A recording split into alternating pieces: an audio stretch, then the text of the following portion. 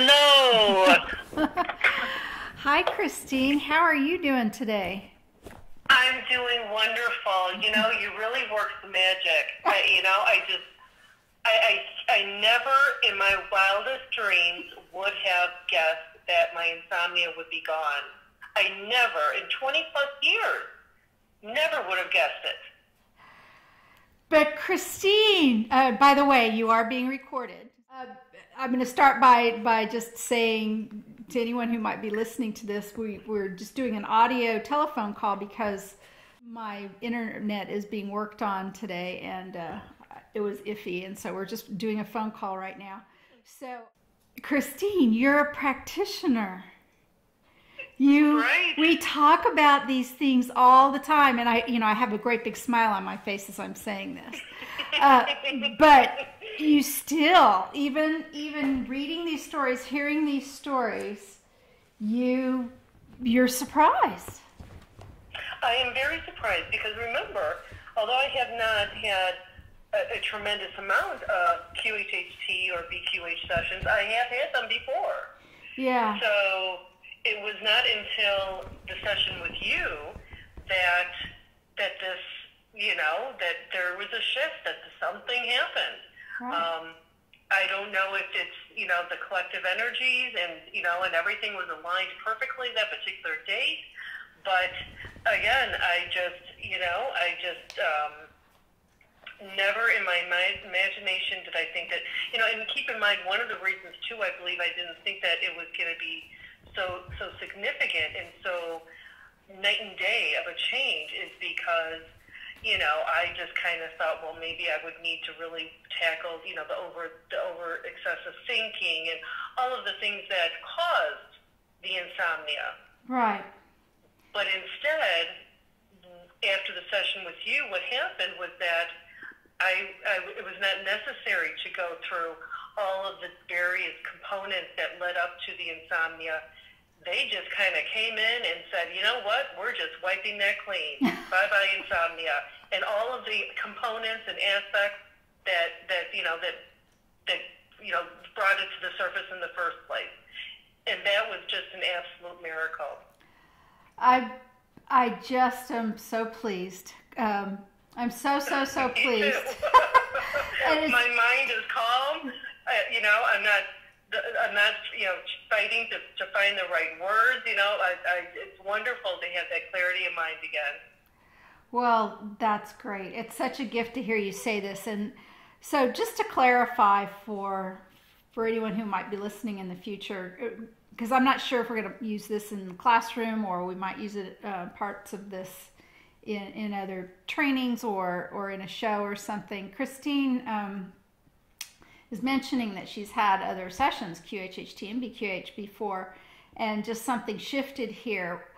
Look, I want to make it very clear that I don't necessarily think that it is because me, meaning Candace Craw-Goldman, as some sort of extraordinary practitioner has something to do with this. Because I've done this work way too long, way too long to know that that's the case. And I don't need any of those kinds of accolades anyway. And I find them actually, they can be sometimes detrimental. What this simply means is, the timing was right. The energy was right. Yes, like Christine said, the combination of collected energies, maybe the intention. There was a lot of things that came together because, look, I've had facilitated sessions before with other people who've had other sessions, and there was no shift too. So I just want to make it very clear. This isn't because me, Candace, is some sort of magical being. That this happens to all my clients, because it's just not the case. But I am thrilled, of course, for a number of reasons. Right, and I think the timing was a tremendous part of it. I had been going through so many awakenings and different things in my life, shifts, all of this activity, and it had really escalated up until the point of that session. And I think all of this activity, months of activity, things that were going on in my life, all surmounted to that moment when I was able to let it go once and for all. It's just amazing. And to recap further about the timing, you know, Christine and I had a schedule conflict for our original session. I'll definitely come clean about this. I was swapping calendars. I swapped one kind of electronic calendar for another one. It's not just me who runs this calendar. My husband, my daughter, and I, we all share an electronic calendar because we share many tasks and appointments together every day, running the directory, the forum, the BQH class, etc. And actually Lauren's the one she's really good. She keeps me, you know, Mom, you've got a session tomorrow. She makes sure, you know, she sees that. And my husband too, they are more logistically timing minded than I am. I'm like, what the heck day is it? You know, I'm more right brain. And something happened when we shifted the calendars, and my appointment with Christine simply vanished off of the calendar. And so far right now, the only other thing that I've had as far as this like swapping of calendars is I had another date next month that was double booked. And so, but I had plenty of time to get to that one to see about this client. And interestingly enough, Christine, guess what? The client who I double booked on top of, I can't get a hold of her. She's like, I can't even find her. I've sent her emails. I've tried to get in touch with her. I cannot get in touch with her at all. She's not responding. So isn't that interesting? So when we first missed the appointment, Christine was terribly disappointed, and I was terribly embarrassed because of this mix-up. But I say the thing that I always do, which is, you know, we may be just getting set up by the universe here for whatever reason, you know, so that. And I think that could not be more truthful, because remember, even prior to that, we spent a few months there. I mean, well, maybe it was a month. I think maybe it was a month and a half where, you know, we were trying to schedule something. We were trying to get together, but we would miss each other. Something would happen. Yeah. But you know what? As I look back, if we had successfully set up an appointment back at that time, November, December, I don't think that this would have happened. Right. I wasn't ready. Right. Because December alone was filled with probably the bulk of all of the different things that I was going through in terms of awakenings and realizations. And so I think that it was necessary that all of that happened prior to our appointment. And again, you're right. It's, you know, the universe works in mysterious ways, and it's always correct. There's always a reason. Yeah. That's it's just so great. So we're doing this debrief several days afterwards. So this was today's the 20. What is the date? 28th? I don't even know. I think so. That sounds right. I don't have my calendar in front of me. So at least a week or so ago that we did this, and. Yes, today is the 29th, and we had our session last week on the 21st. There you go. Yeah, I have my notes here, the 21st. So 8 days ago, and normally we do a bit of a debrief right after the session, but because one of Christine's major issues was insomnia, and she was so relaxed, and we'd spent quite a significant time together, I just said, hey, how about just, we'll talk later, because she was so relaxed. I was kind of hoping she'd go to sleep. I don't think you did, right? But you did later on then. And of course, that's what you want anyway, is to go to sleep when it's the correct time. I did sleep that night. Yeah, not that afternoon after we hung up, but definitely that evening. Yeah. But normally we do this right after the session, but we're going to do it today, and we have the added benefit of knowing that Christine, has been sleeping and feels pretty terrific this last week. And again, we've said that's really such a gift. Yay! It's really, really so wonderful too. So that was your right up there as one of the physical issues that you were challenged with, but. What I want to ask you a few questions. First off, I want to allow you to give me an impression, just kind of overall, of everything. The things you experienced, what you think you remember, what you do remember, how it was for you, how it was the same as other sessions, how it was different than other sessions, and then I have some questions for you, if that's all right. Okay, sure, of course. Okay. It was different in the sense that knowing that it was potentially something that might be used in a classroom or classroom type setting. As I look back at the tape, I can see the stage fright in me. Yeah. But again, there was so much contributed to the lack of sleep, because I had gone 9 days without sleep at that point. Yeah. So I could see the stage fright. I was having a hard time grappling for the right words when trying to express different things. I caught myself rambling, all of those various things. And I felt it at the time, which as I'm trying to get into a relaxed state, I did find myself quite a bit like, oh my gosh, why did I ramble on like that? I was really berating myself quite a bit. Yeah. And so going into it, I was a bit fearful that I was way too much in my conscious mind. But it really, I was surprised in that it really didn't take too very long for me just to kind of put all that aside and just allow myself to go with it. The past lives that came forward were quite different than I had ever experienced before. They were more metaphoric in style, especially the first one. That had never happened before. They were just very different than any of the past lives I had experienced before. That took me by surprise. I wasn't expecting that. I do think that generally speaking, I had a chance to look back at the tape. I do remember everything. At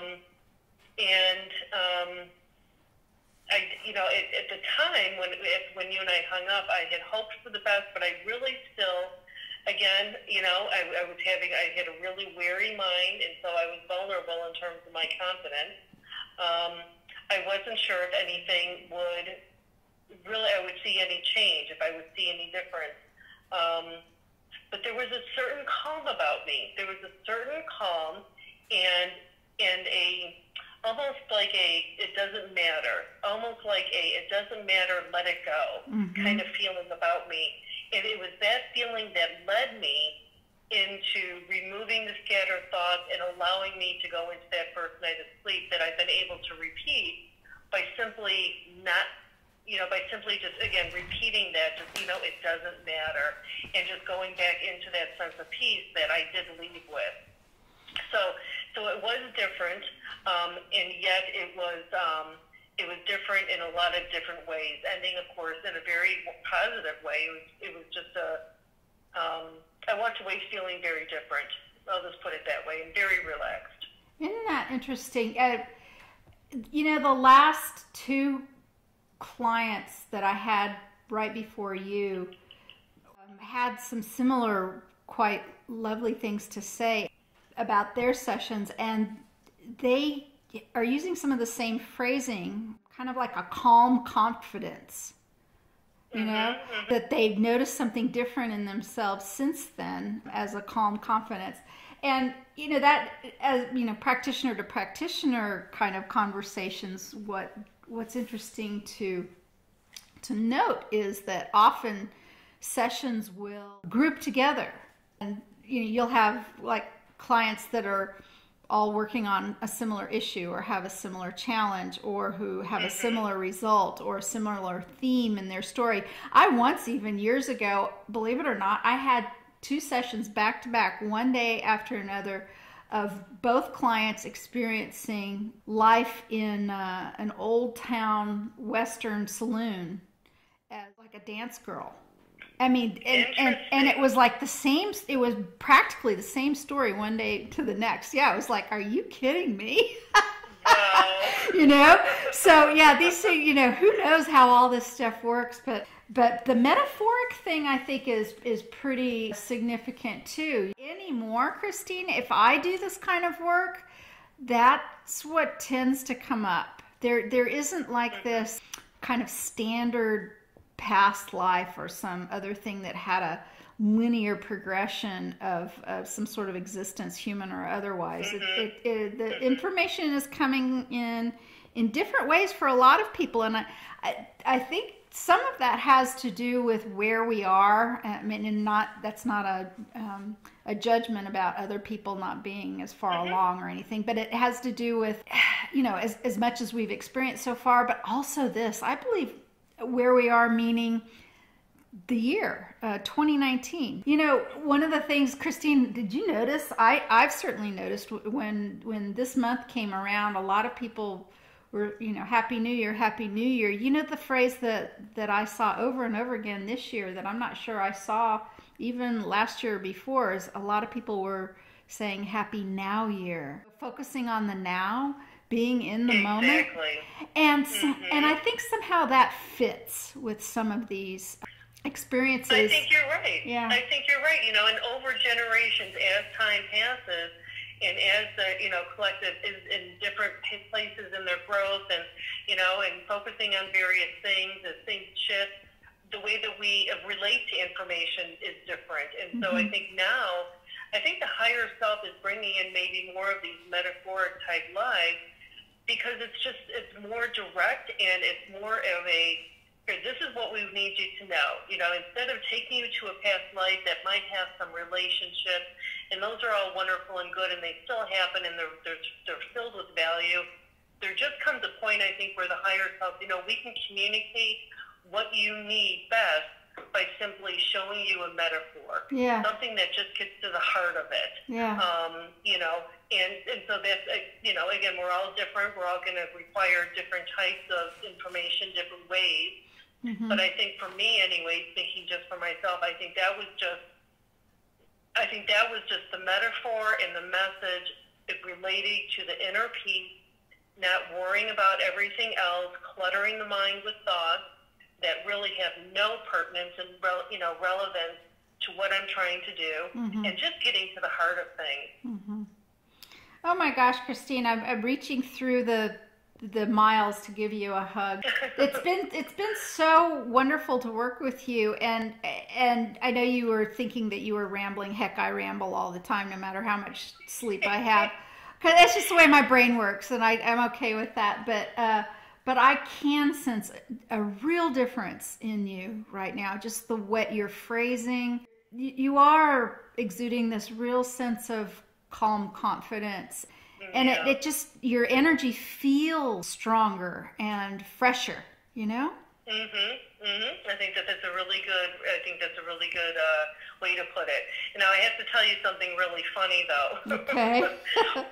When I went to sleep that night, because, keep in mind, I don't know if you've ever gone that long without sleep, but for those that have, they can understand this. Yeah. When you go that long without sleeping, your mind you start really worrying about a lot of different things in terms of your physical well-being, not to mention, of course, mental well-being, but there's also a part of you that says, God, am I going to die? Sure. You just naturally fall into these moments of fear that is just so human, and when you become vulnerable with lack of sleep, those fears just have a tendency to kind of come out at you without you realizing. So there I was that evening, and I was feeling wonderful, and I really didn't anticipate a lot of problems. But as I laid there, I started kind of scaring myself, which was so funny afterwards, of course, thinking, well, my gosh, I wonder if maybe Candace ended the session the way that she did because she got some message saying, let her go, she's going to die. She needs to sleep. My goodness. So, of course, I got up, and I thought, oh, that's just ridiculous. And I did go back to sleep. But there was about maybe 10 minutes there where I was letting myself become more and more filled with this fear of, I wonder if she received some message saying, she needs sleep. Hurry up, let her go. Let her get her off the phone. Oh, my gosh. It gave me something to laugh at the next day, that's for sure. That is funny. But no, I've never gone that long without sleep. And I hope I never can ever say that I have. That it just must be horrendous. So, fear is an interesting thing in people. It just does come up. And we have to be nice to ourselves when fear comes up. We just have to say, it's kind of like if you've got a pet, a dog or something who's afraid. The higher portion of you can see that you're afraid, but you can't get mad at that part of yourself that's afraid. You know, I just kind of laughed at myself. Yeah. I giggled, like, oh, that's so cute, like so pretty. Yeah, no. I know, I really just was following my intuition, which was, man, the gal looks really relaxed and she needs to sleep. Maybe now's the time to do that. So it was pretty basic. To go back on what we created as an intention for the session, which was to completely allow yourself. I'm looking at it right now. To allow myself to be completely open to achieve a strong connection to my higher self for my greatest good. So that was your intention for the session. Knowing that we came up with that we used that in the ceremony, in the water alchemy ceremony, that we, based our time together on this being your intention. How do you think we did? Amazingly well, because one of the major, I'm trying to think of the right word for this, but when in the past, when I, especially in the preceding 9 days, but again, still well before that, whenever I tried to sleep, I felt a resistance within me. I could not identify it. I was not able to isolate it, but I felt that there was some type of resistance. It was almost physical. There was a strong resistance within me that was preventing me from drifting off, from letting go, from releasing control.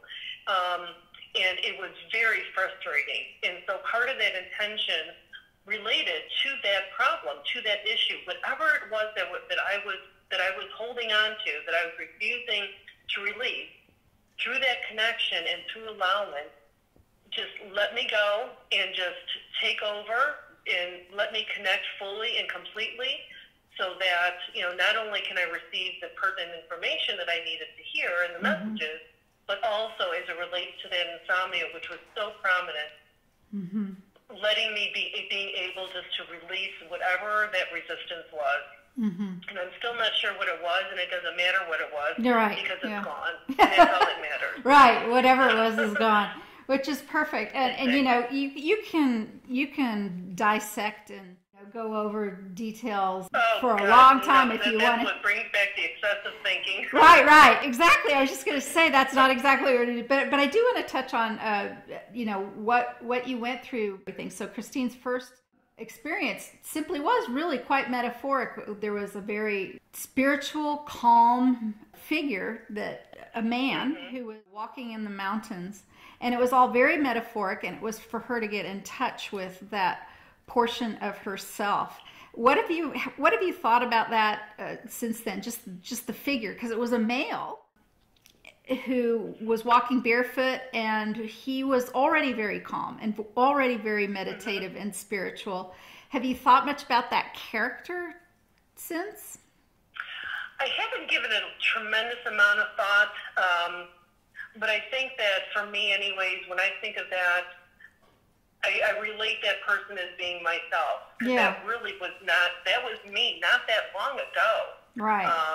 It was really the lack of sleep, some recent personal conflicts going on in the household, these types of things that started to, really activate the excessive thinking, and then of course, the insomnia and such. So for me, that man represents me not that long ago, and what I remember, what I obtained, and what I could still have, what I've been working to achieve back. Yeah. And I'm not too far off. And so just having that person back in front of me saying, I'm still here. You can still have me. Haven't gone anywhere, and, do what you need to do, and we'll be right here waiting for you when you're ready, kind of thing. Perfect. So it was very reassuring. Yeah. And in the session, when I'm, as the practitioner, trying to ascertain, where we are and who this is and what's to be done with this knowledge, Christine even knew. I mean, I believe you even used the term, this is metaphoric. What we just saw was a metaphor. Newer practitioners may not realize that a person can actually kind of tell and sense that sometimes. And not always, but you know, it kind of depends. It really depends, or they may not think that they understand that. But that was wonderful that you were able to express that in the session. Yeah, well, and it was an awfully odd story, you know. Yeah. Here is the man. He goes to sit down. That's it. Yeah, that's pretty much it. Fade out. Yeah. Well, and then we leave that scene, and then the next scene was quite different. This was the woman who was kind of being held captive. That was pretty interesting. Yeah, and you know, and again, you know, I have to full disclosure, be honest. I think that came from, at least a portion of it came from maybe my subconscious, my conscious mind, I guess I should say, really, from someone who had done a little bit of a past life reading on me. Uh-huh. And as part of this, she relayed, well, exactly what had happened, and that what I relayed. Right. You know, about the child, mm-hmm. this man, the hanging, so on mm-hmm. and so forth. And so, you know, without me even realizing it, I wasn't thinking about it, but that was immediately what came into mind.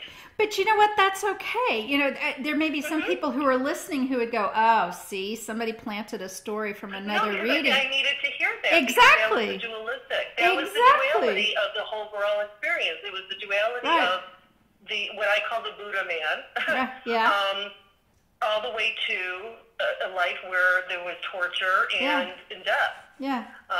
And that is life. That is the life and the death of life. Mm-hmm. You know, the birth and the death and everything in between. Mm-hmm. So I think it actually made the overall experience very, very well rounded. Yeah, just fascinating, the great contrast. Now, again, because of memory and because I'm not listening, it seems like now this woman who in the end, she basically gets upset with the man and loses it, attacks or mm-hmm. yells or has a confrontation. And because of that, she's hung. And now see, what's really interesting about this is, so the hanging scene, the death scene, was interesting because the primary focus was the boy. The woman had a small boy, and the primary focus mm-hmm. the woman had was on the boy seeing this and how what the effect would be. But also, Christine had talked about a thyroid issue, and if you have a client who's experienced a hanging, or if you have anything with throat chakra or thyroid issue, you know, these are usually connections. And I don't know, did I ask? I have this memory now. I may not have, but I think I might have asked your higher self if this was an actual past life. And at the moment, my memory is saying that your higher self said it was.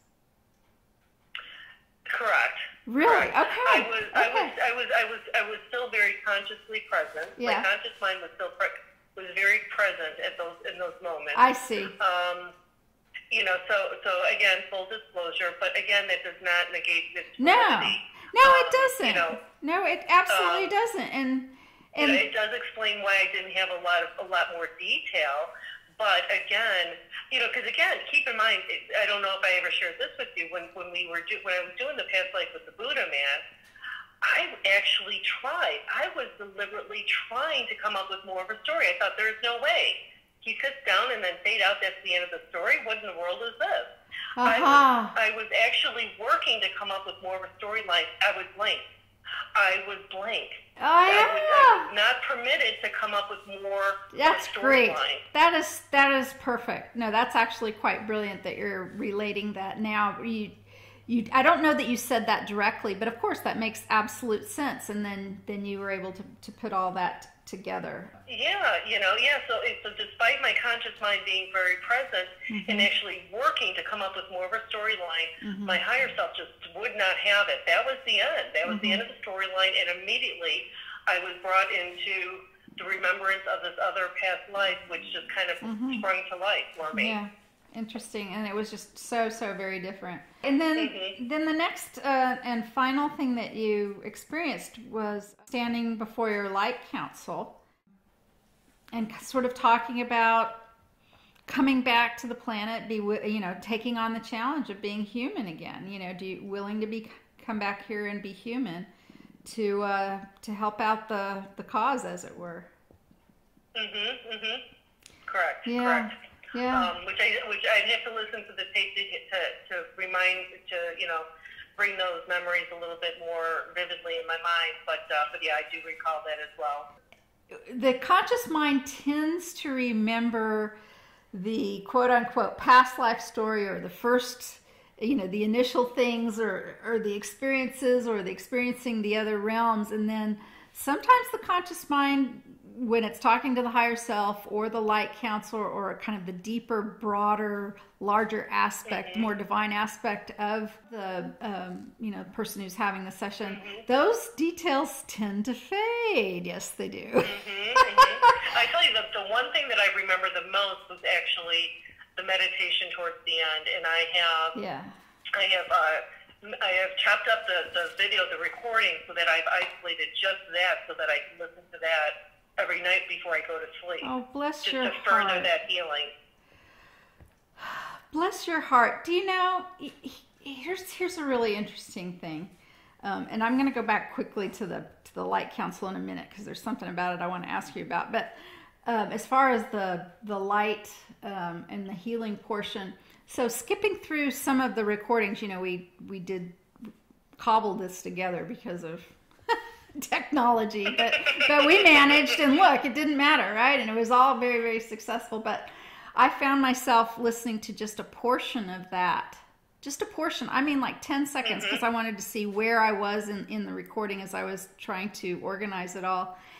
And, it took me straight back there. Like the energy just came straight back into this room. I was like sitting in it again.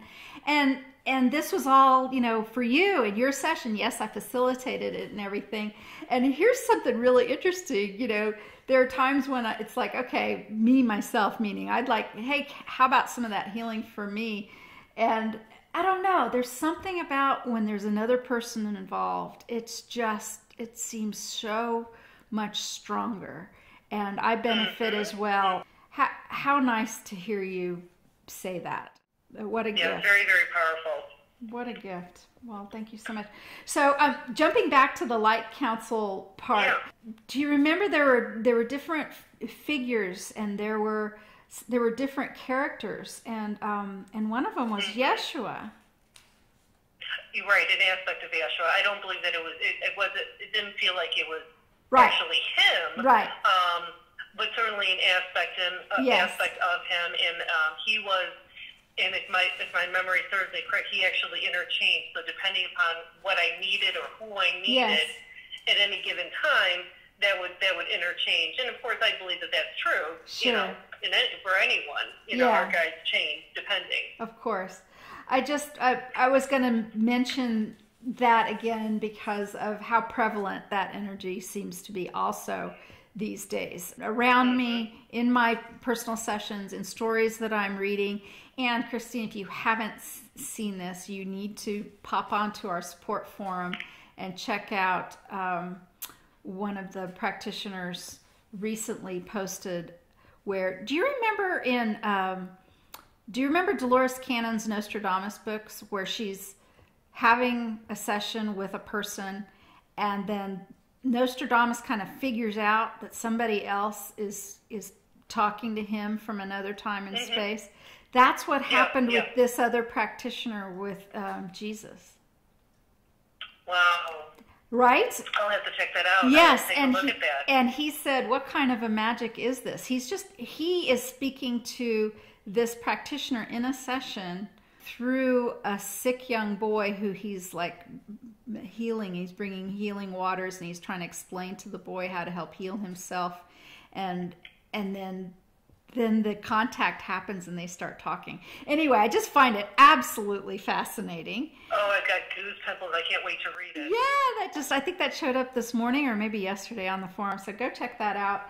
And I just wanted to mention that aspect, the Christ consciousness aspect, whether it's, you know, the pure energies or the fractals or aspects of Jesus or Yeshua have been coming through sessions quite a bit. Well, the one thing that I want to, I've written these two big things out here on this last page, you know, the insomnia and then the thyroid. I would love for you to keep me posted on that in your life, because, you know, we did focus light there. I know you've had some issues. I don't know how you would know, or if you would know if there was improvements. Yeah, I'll have to. Yeah, unfortunately, the only way for me to know for certain is to have a blood test. Right. So when the time comes, I will go ahead and do that. I'm looking forward to finding out. That's for darn sure. Until then, of course, I'm continuing to take my medicine. Of course. So yeah, I will keep you posted. Of course. I think one of the main reasons I bring that up is because, you know, I think you and I get along real well because we're very practically minded in a lot of ways. Even though we do this woo-woo work, I am very practically minded. And so that part of you, you know, the part of you that was calm and headed towards bed, but you didn't worry, and you were kind of like, well, whatever happens, you know. And then you've been terribly excited about the results, you know, that they were beyond your wildest dreams, which I want you to keep in mind that this session we addressed your insomnia and we also addressed your thyroid, right? So that same kind of attitude that you had towards your insomnia, my suggestion is to keep that same attitude towards the possibility of, you know, a healed thyroid or partially healed thyroid or enriched or, you know, strengthened thyroid, and see what comes of that in the future, and you let me know. I will. I absolutely will. All right. Well, do you have any questions for me at all at this point? I mean, I don't know what you would have because you are, again, a practitioner, you know, at this time. Or yeah, no, I really don't have too many questions. I mean, the only question I really had was just more of a curiosity, because I know that you know, did you receive a lot of messages often from Dolores, from other sources, perhaps? So I had just a personal curiosity if you had any messages or awarenesses of Dolores being present or anything of that nature. That would be about it. Well, I have to say, so messages, I have to say no. And if I did, you know, again, doing this debrief 8 days ago, I wonder what I might have said then, right? Because, I mean, now I'm having to go on memory there unless I wrote it down. But as far as presence, I'm going to have to say yes, and here's why. Very, very often these days, during the healing portion of the session, in my mind's eye, I see, you know, and we talk about this before the session, that we bring in both of our teams, you know, your teams, your spirit guides, my spirit guides, all of that. And I truly believe with all of my heart that Dolores Cannon is a spirit guide. And quite frankly, the one that I hear probably more clearly than any of them. And what I find interesting is she doesn't come through for all sessions in this way, but for a number of them, absolutely. And she kind of does this, she stands at the head of the person while their team and my team all surround that person during, you know, when I bring the healing light through the body. So yes, she absolutely was there for that. And she absolutely, I think I actually posted this on the forum too. I'm not sure anybody has responded to it. When she stands at the head of people while the healing is going through, she makes a certain kind of symbol using her hands, and she did that again this time. And I remember that post. Do you remember that? Yeah. So I remember that is going back a ways. It is going back a ways. That, though. I'm not sure anybody has like responded, oh, she does this, and then like said it. And I'm not going to give it away. I want to see if anybody kind of comes up or happens to say something along those lines in the future. I mean, I'm not trying to tease anyone, but you know, I also am not trying to give away what it is, because it's a very specific thing that she does. And I've watched it, and yeah, so that happened. That did happen. Well, and I think part of my curiosity in asking that at all is because in that healing portion, you were talking, you know, you were vocalizing what your impressions were, what you were also feeling. Yeah. And as part of that, I found it very interesting that some of your observations included visuals. You were seeing light. And these types of things that I was not necessarily experiencing. So it was those recollections that you know, kind of brought me to a point of curiosity and wanting to ask.